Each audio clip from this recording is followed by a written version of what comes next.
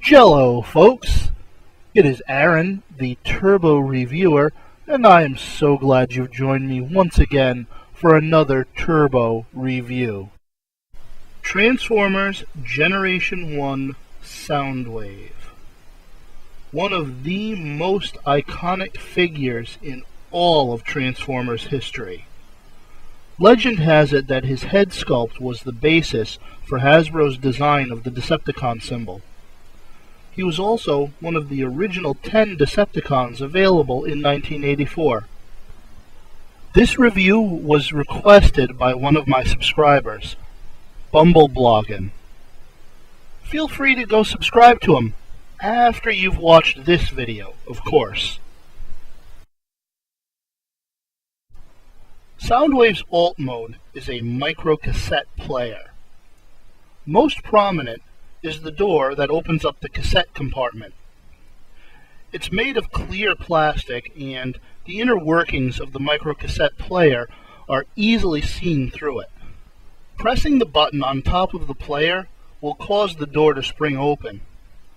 Soundwave also has several buttons below the door, and he's got a switch on the left side and what I can only assume is a volume dial on the right side. As he's not a real working player, none of these buttons do anything. At the back of the player is a belt clip that also doubles as a battery cover. Opening this cover reveals two AA batteries.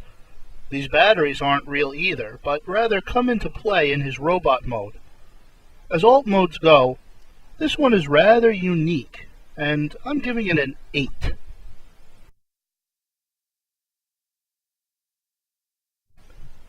Despite being one of the largest of the 1984 offerings, Soundwave's transformation is still on par with some of the smaller figures from that year. It's also very straightforward with no real surprises, and I'm giving it a 7.5. Soundwave's appearance in robot mode is largely dictated by the boxiness of his alt mode. Not that it's a terrible looking robot, not at all. Head sculpt is classic and remains the standard by which all new Soundwaves are designed. The cassette door is just as prominent here as it was in his alt mode, and makes up almost the entirety of his chest.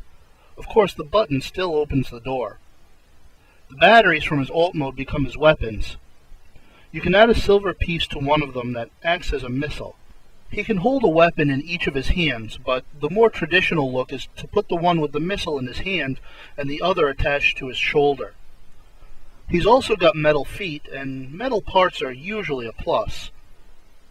Though he looks a bit on the boxy side, he's still one powerful looking robot, and robot mode gets an 8.5. There's truthfully not much in the way of articulation here, but what he has is pretty good for G1. Arms rotate at the shoulders and bend at the elbows. Head rotates and will pitch backwards due to transformation. His legs will rotate forwards at the hips, and his knees do bend, but they bend the wrong way. Of course, this is also because of transformation. He was never intended to have knee articulation. Still, for the time, he was fairly articulate, and I'm giving his articulation a score of 7.5.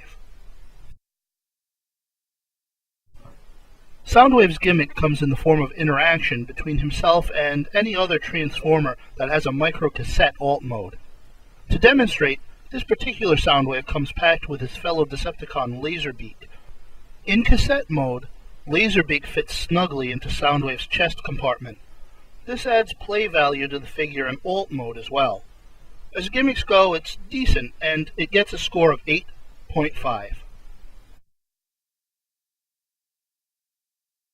Soundwave's overall score is an 8. Alt mode is quirky in that special way that only Generation 1 could be. Transformation is easy, and robot mode is boxy but iconic. He's got fair articulation while also having a pretty nice gimmick.